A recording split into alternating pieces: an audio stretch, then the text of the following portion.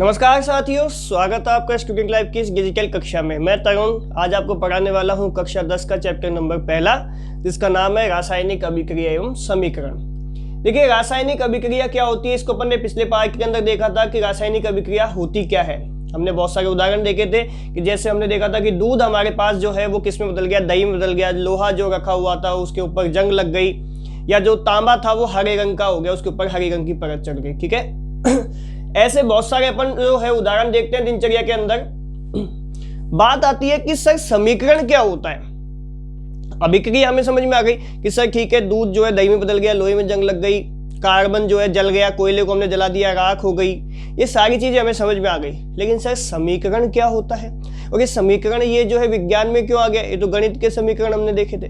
तो देखिए, समीकरण क्या होता है, इसको समझने के लिए अपन आज पढ़ेंगे कि समीकरण का मतलब है कि जब किसी रासायनिक अभिक्रिया को, ध्यान से सुनना, कि जब किसी रासायनिक अभिक्रिया को अपन किसी प्रतीक, चिन्ह या सूत्रों के द्वारा व्यक्त करते हैं तो उसको अपन क्या बोल देते हैं, समीकरण बोल देते हैं। ठीक है, क्या बोला मैंने, देखो इधर मैंने लिख रखी है परिभाषा कि जब किसी रासायनिक अभिक्रिया, रासायनिक अभिक्रिया क्या होती है, कल बताया था मैंने कि जब किसी रासायनिक अभिक्रिया को संकेत अथवा सूत्रों के माध्यम से या कोई प्रतीक चिन्हों के माध्यम से जब उसको लिखा जाएगा तो क्या होगा, वह रासायनिक समीकरण कहलाता है।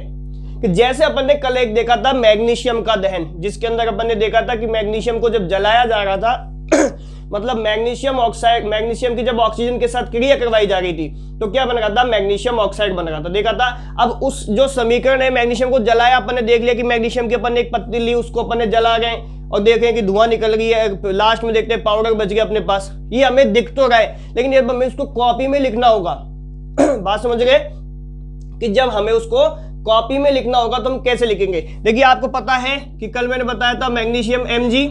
अब Mg की क्रिया अपन ने किसके साथ करवाई, ऑक्सीजन के साथ। मतलब Mg एक धातु है जिसको अपन ने Mg प्रतीक चिन्ह बना दिया उसका, कि धातु का प्रतीक चिन्ह क्या हो गया, मैग्नीशियम का Mg हो गया। अब इसकी अपन ने क्रिया किसके साथ करवाई, ऑक्सीजन के साथ करवाई, मतलब इसको जलाया। तो क्या बना, हमने देखा कि एक सफेद रंग का जो है धुआं निकली और एक सफेद रंग का क्या बन गया, चूर्ण बन गया, जो कि किसका चूर्ण था, मैग्नीशियम ऑक्साइड का चूर्ण था। ठीक है, तो क्या बन गया था वो, MgO। क्या बन गया था, MgO। अब इसको अपन संतुलित करते हैं तो अपन क्या कर देते हैं, 2Mg + O2 = 2MgO। तो ये जो पूरा अपने पास जो समीकरण निकल के आया, इसको अपन ने क्या बोल दिया, समीकरण। बना कैसे ये बना है प्रतीक चिन्हों या सूत्रों के द्वारा। कि अपन ने कोई सूत्र ले लिया, जैसे ऑक्सीजन के लिए अपन ने O सूत्र ले लिया, मैग्नीशियम के लिए अपन ने Mg सूत्र ले लिया, और जब इन्होंने क्रिया की आपस में तो क्या बन गया, अपना जो है उत्पाद बन गया, MgO बन गया।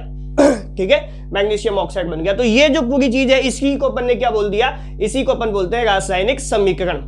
ठीक है साहब, आगे चलते हैं कि रासायनिक समीकरण में भाग कितने होते हैं। रासायनिक समीकरण जब भी लिखेंगे तो इसके अंदर हम दो मुख्य चीजों को देखते हैं, या इसको दो भाग बोल सकते हैं कि इसके दो भाग होते हैं। कौन कौन से होते हैं दो भाग। पहला होता है अभिकारक या क्रियाकारक।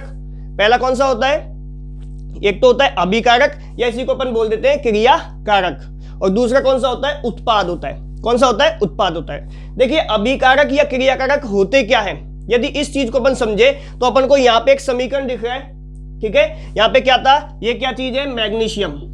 क्या चीज है ये, मैग्नीशियम। क्रिया किसके साथ की है इसने, ऑक्सीजन के साथ।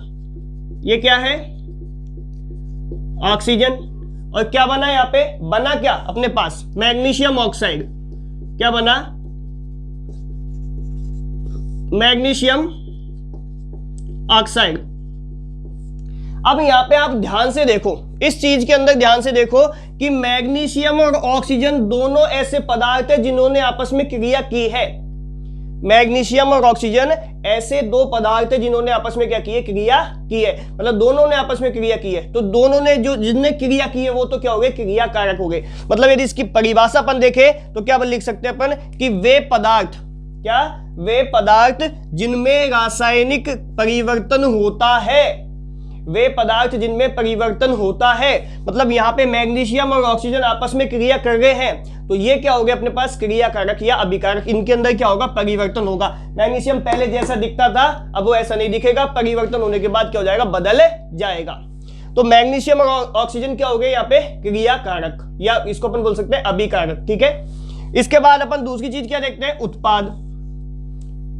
ठीक है, क्या देखते हैं, उत्पाद। उत्पाद क्या होता है, देखिए उत्पाद की बात करें तो यहीं पे देखो, ये अपने पास समीकरण दिया हुआ है, ये एक समीकरण है, और इस समीकरण के अंदर इस वाले भाग को तो अपन ने क्या बोला, मैग्नीशियम और ऑक्सीजन को क्या बोल दिया अपन ने, इसको तो अपन ने क्रिया कारक या अभिकारक बोल दिया।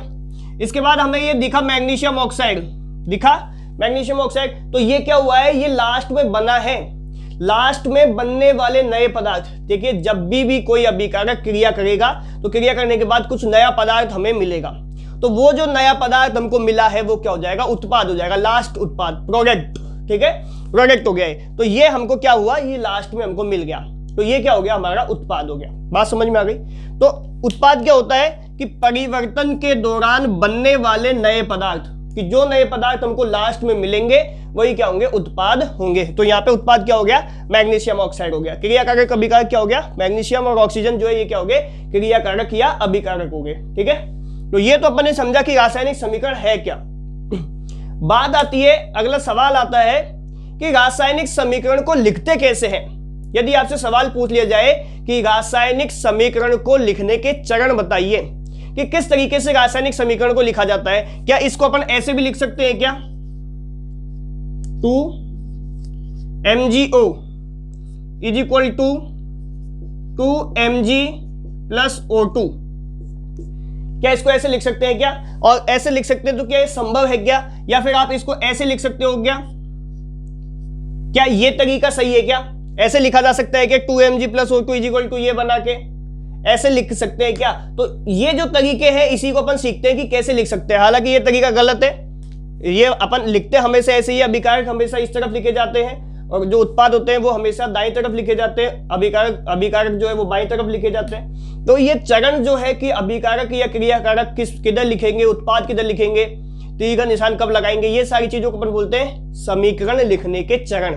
क्या बोलते हैं, समीकरण लिखने के चरण। तो अपन आइए सीखते हैं कि रासायनिक समीकरण जो है वो किस प्रकार से लिखा जाए, ठीक है। तो चलिए देखते हैं अपन रासायनिक समीकरण किस प्रकार से लिखते हैं। इसको एक बार हटाते हैं।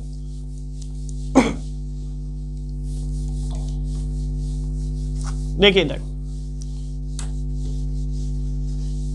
टॉपिक क्या है अपना, टॉपिक है रासायनिक समीकरण को लिखने के चरण, ठीक है। मतलब हमें स्टेप बतानी है। तो देखिए स्टेप रटने की चीज नहीं है, बिल्कुल भी रटोगे भूल जाओगे, आपको समझना है। समझ गए, पूरी परिभाषा आप लिख सकते हो कि सबसे पहली अपनी पास क्या बनेगी, सबसे पहली चीज हमारे लिए बनती है कि जब भी रासायनिक समीकरण लिखा जाएगा तो सबसे पहले अपन क्या चीज लिखेंगे, अभिकारक या क्रियाकारक, ठीक है। अब जैसे अपन ने यहाँ पे अभी उदाहरण लिया था Mg प्लस O2 का, अब चेंज करते हैं अपन। मान लो अपन ने कार्बन लिया, ठीक है, और इस कार्बन ने क्रिया की किसके साथ, ऑक्सीजन के साथ। किसके साथ क्रिया की, ऑक्सीजन के साथ क्रिया की। तो ये अपन ने सबसे पहले क्या चीज लिखी, अपन ने सबसे पहले अभिकारक या क्रियाकारक लिखे। तो सबसे पहले अपन पहला पॉइंट क्या बन जाएगा कि रासायनिक समीकरण में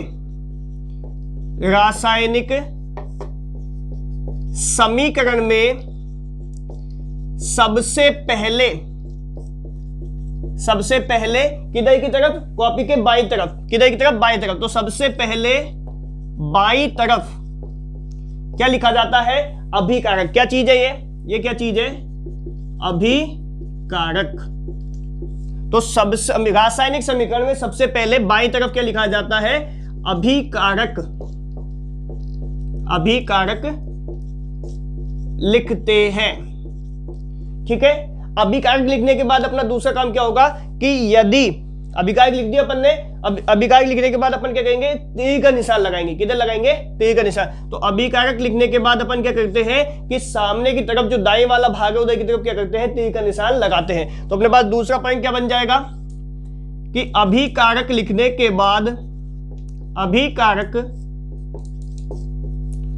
लिखने के बाद क्या लगाते हैं, तीर, ब्रैकेट में लिख सकते हो आप, तीर का चिन्ह लगाते हैं, ठीक है। कौन सा चिन्ह लगाते हैं अपन, ये तीर का चिन्ह लगाते हैं, ये वाला चिन्ह लगाते हैं, ठीक है। अभिकारक लिख दिया, सबसे पहला काम अभिकारक लिखा, उसके बाद तीर का चिन्ह लगाया, उसके बाद तीर के निशान के दाईं तरफ, किधर, तीर के निशान के दाईं तरफ क्या लिखते हैं, उत्पाद लिखते हैं। क्या लिखते हैं, उत्पाद। तो यहाँ पे ये जो CO2 बना है, ये जो CO2 बना है, ये क्या चीज है, उत्पाद है अपना। तो ये लो, ये हो गया उत्पाद। तो अपने पास तीसरा पॉइंट क्या बन गया कि तीर के निशान के किधर, दाईं ओर, तीर के निशान के दाईं ओर क्या लिखते हैं अपन, उत्पाद लिखते हैं। उत्पाद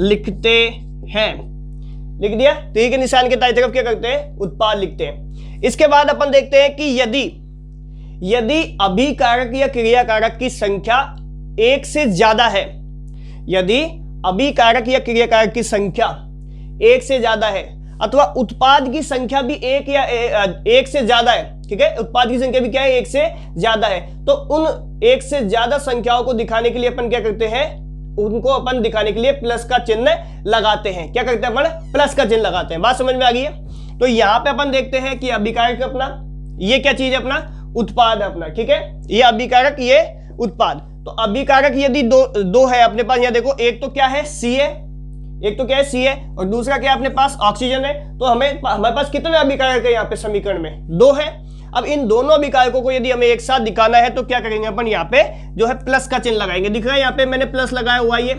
तो ये प्लस क्या है, ये धनात्मक चिन्ह क्या है कि 2 अभिकारक साथ में क्या हुए हैं, जुड़े हैं, ठीक है, ये दोनों आपस में जुड़े हैं। जुड़ने के बाद यहाँ पे क्या बना है, हमारे पास सिंगल प्रोडक्ट बना है, सिंगल उत्पाद बना है। तो अपने पास अगला जो पॉइंट बनेगा वो क्या बन जाएगा कि अभिकारक या उत्पाद की संख्या एक से अधिक है तो उनको दिखाने के लिए अपन धनात्मक या प्लस का चिन्ह लगाते हैं। लिख सकते हैं अपन अभिकारक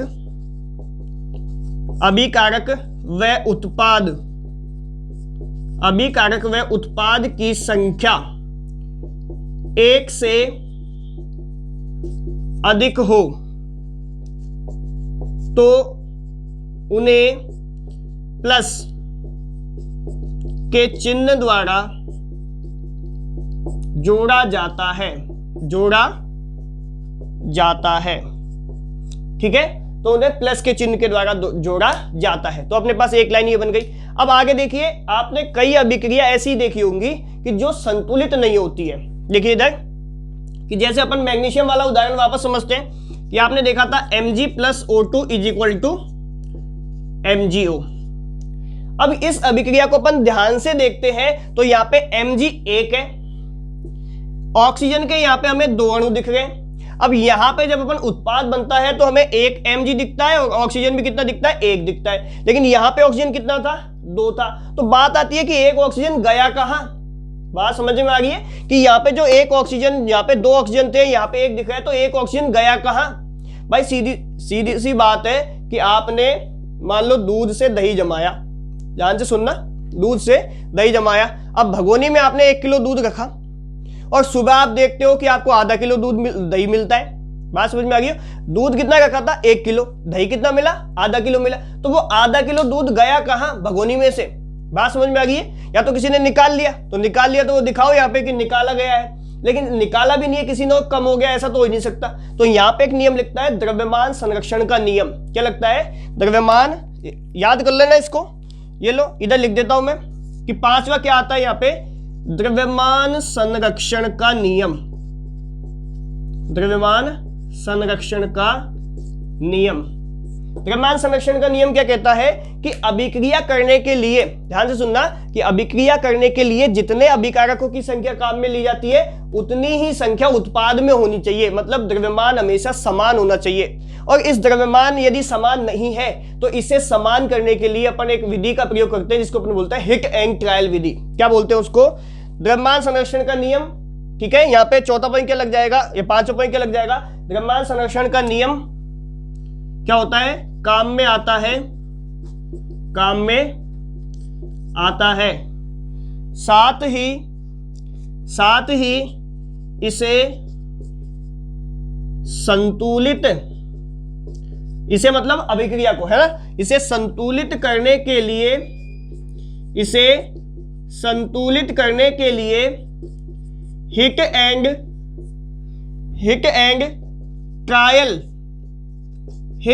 ट्रायल विधि का प्रयोग करते हैं। हिट एंड ट्रायल विधि का प्रयोग करते हैं। ठीक है, बात समझ में आ गई। यहाँ पे कौन सी प्रयोग करते हैं अपन? हिट एंड ट्रायल विधि। अब ये हिट एंड ट्रायल विधि क्या है? हिट का मतलब टेस्ट करो, ट्रायल मतलब एक बार लगाओ और फिर देखो कि बन रहा है नहीं बन रहा। ठीक है, इसको मतलब हिट एंड ट्रायल विधि। जैसे यहाँ देखो Mg 1 है, यहाँ भी Mg 1 है, यहाँ ऑक्सीजन 2 है, तो यहाँ कितना है? ऑक्सीजन 1 है। अब क्या करें कि इधर भी ऑक्सीजन 2 हो जाए, तो अपन क्या करते हैं कि इसके आगे 2 जोड़ देते हैं। ठीक है, अब यहाँ पे जैसे अपन ने 2 लगाया तो Mg भी कितना हो गया? डबल हो गया। तो अपन क्या करते हैं इस Mg को संतुलित करने के लिए अब यहाँ भी Mg संतुलित करना पड़ेगा, तो अपन यहाँ भी क्या करते हैं? 2 लगा देते हैं। तो अब ये क्या हो गई? अभिक्रिया संतुलित हो गई। तो अभिक्रिया हमेशा संतुलित रहती है, इसे संतुलित करने के लिए अपन कौन सी विधि का प्रयोग करते हैं? हिट एंड ट्रायल विधि का। ठीक है, आगे देखो, इसके अंदर और चीजें देखो कि जैसे आप देखते हो यहां पे आपको दिख रही है C+O2 एक अभिक्रिया आपको दिखी हुई है। अब इस अभिक्रिया के अंदर कि हमें ये अभिक्रिया जो कार्बन दिया हुआ है इसकी अवस्था क्या है, जो अभिकारक है, जो ऑक्सीजन दिया हुआ है इसकी अवस्था क्या है, और जो उत्पाद बना हुआ है उसकी अवस्था क्या है। तो अवस्था दर्शाने के लिए अपने पास अगला पॉइंट क्या बन जाता है? छठा। ये 5 पॉइंट हो गए। एक बार आप इसको नोट कर लो यदि करना चाहो तो। ठीक है, एक बार 5 पॉइंटों को नोट कर लो। हाँ, स्क्रीनशॉट ले लेना आप इसका। ठीक है, तो ये अपन ने देखा। इसके बाद देखो अपना छठा पॉइंट क्या बन जाता है?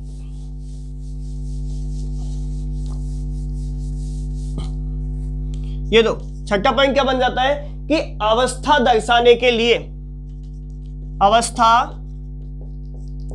दर्शाने के लिए, अवस्था दर्शाने के लिए किस चिन्ह का प्रयोग करते हैं? अवस्था दर्शाने के लिए यहां पे ठोस के लिए, ठोस के लिए अपन किसका? S का। द्रव के लिए, द्रव के लिए किसका? L का।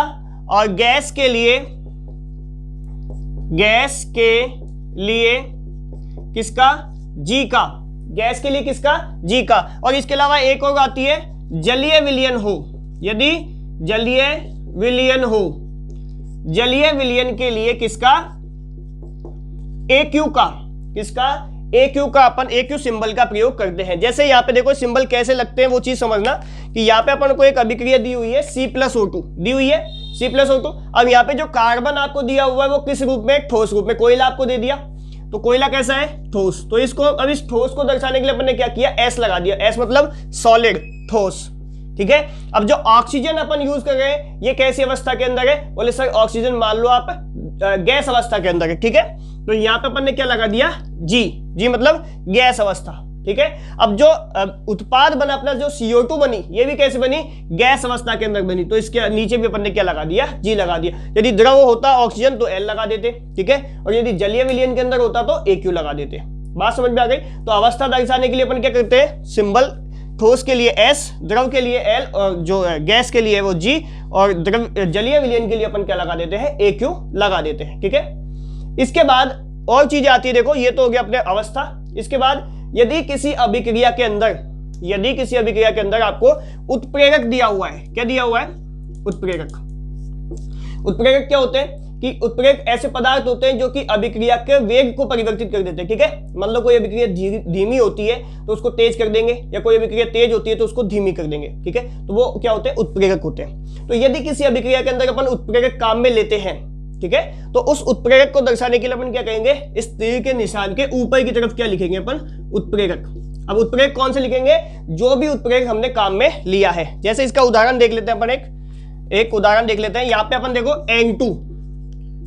N2 की जब अभिक्रिया अपन किससे करवा देते हैं? N2 की अभिक्रिया अपन करवा देते हैं हाइड्रोजन के साथ। ठीक है, किसके साथ? हाइड्रोजन के साथ। तो हमारे पास क्या बन जाती है? हमारे पास बन जाती है अमोनिया। क्या बन जाती है हमारे पास? अमोनिया। अभी ये अभिक्रिया जो है संतुलित नहीं है, इसको संतुलित करते अपन कि यहाँ पे अपन देखो नाइट्रोजन 2 है तो 2 लगाया, हाइड्रोजन 3 और 2 6, तो हाइड्रोजन के अणु कितने हो गए? 3 हो गए। अब यहाँ पे अभिक्रिया संतुलित हो गई। तो ये जो अभिक्रिया है, ध्यान से सुनना कि ये जो अभिक्रिया है, ये अभिक्रिया संतुलित होने के लिए अपन क्या करते हैं? एक उत्प्रेरक काम में लेते हैं। और उत्प्रेरक कौन सा लेते हैं यहाँ पे? उत्प्रेरक ये तो अभिक्रिया अपन ने जो लिखी है, इसके लिए अपन ताप दाब, उत्प्रेरक के साथ साथ एक चीज और पढ़ लो यहाँ पे, ताप प्लस दाब, कि यदि किसी अभिक्रिया के अंदर ताप दाब या उत्प्रेरक दिया हुआ है, ध्यान सुनना, तीनों चीज एक साथ बता रहा हूं मैं आपको, कि यदि किसी अभिक्रिया के अंदर ताप, दाब या उत्प्रेरक दिया हुआ है तो उसको अपन क्या करेंगे, तीर के निशान के ऊपर लिखेंगे। जैसे ये वाली अभिक्रिया मैं आपको बता रहा था कि इस अभिक्रिया के अंदर आपको मान लो ताप दिया हुआ है 773 केल्विन, कि ये अभिक्रिया कब संपन्न होगी, कि जब हमें 773 केल्विन ताप मिलेगा।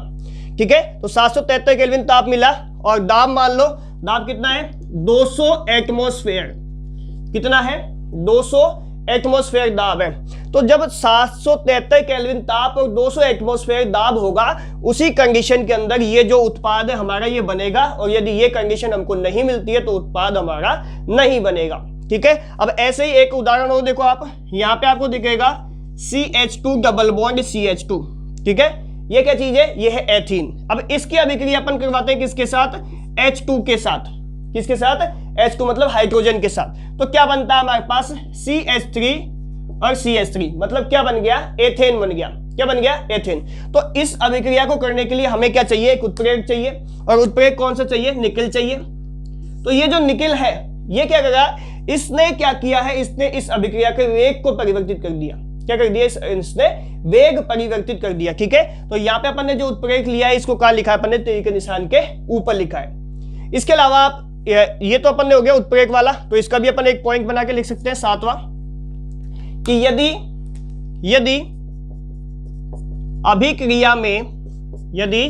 अभिक्रिया में ताप, दाब, उत्प्रेरक दिया हो तो उसे तीर के ऊपर लिखते हैं। कहां लिखते हैं, तीर के ऊपर लिखते हैं। अब आगे और भी चीजें हैं इसके अंदर, देखो कि जैसे मान लो आपको, जैसे समझो कि आपको, यदि आपने जो उत्पाद बना है, यदि वो उत्पाद गैस रूप में है और उड़ गया, वो गैस रूप में बन के, और जो प्रोडक्ट आपका था वो उड़ गया गैस रूप में, तो यदि वो उड़ रहा है तो उसके लिए आप क्या चीज करोगे, उत्पाद के साथ ये वाला ऊपर वाला तीर दिखाओगे। और यदि वो उत्पाद नीचे बैठ गया, कई बार अपन देखते हैं कि अपन कोई अभिक्रिया करते हैं तो उसके अंदर जो उत्पाद होता है वो नीचे जाके बैठ जाता है। ठीक है, जो भी अभिक्रिया का अपना पात्र होता है उसके अंदर नीचे जाके जम जाता है। ठीक है, अवक्षेप के रूप में, तो उसके लिए अपन जो है चिन्ह लगाते हैं ऐसा वाला, नीचे वाला। तो ये चीजें ध्यान रखना। ये है अपने रासायनिक अभिक्रिया को लिखने के चरण, की रासायनिक अभिक्रिया को किस प्रकार से लिखा जाता है। ध्यान रखना, रासायनिक अभिक्रिया को जो संतुलित करने की विधि है वो हिट एंड ट्रायल विधि, कई बार पूछ लिया जाता है। छोटा सा प्रश्न, हिट एंड ट्रायल विधि के द्वारा अपन रासायनिक अभिक्रिया को संतुलित करते हैं। तो उम्मीद करता होगा कि आपको रासायनिक जो है अभिक्रिया कैसे लिखते हैं ये चीज समझ में आ गई होगी। रासायनिक समीकरण जो है वो किस प्रकार से लिखा जाता है, रासायनिक समीकरण क्या होते हैं, इन सारी चीजों के ऊपर अपन ने चर्चा की है। तो ये सारी चीजें आपको समझ में आ गई होगी। ठीक है, तो वीडियो देखने के लिए बहुत बहुत धन्यवाद आपका। और इस वीडियो को जो है सभी दोस्तों के साथ, सभी अपने जो भी अपने यार दोस्त हैं या अपने भाई बंधु हैं उनके साथ इसको भेजिए, ताकि क्या हो जाए, उनको भी इसका लाभ मिल सके, वो भी सीख सके। ठीक है, तो धन्यवाद। वाणी को विराम देता हूँ यहीं पे, और चैनल को सब्सक्राइब कर दीजिएगा। Thank you.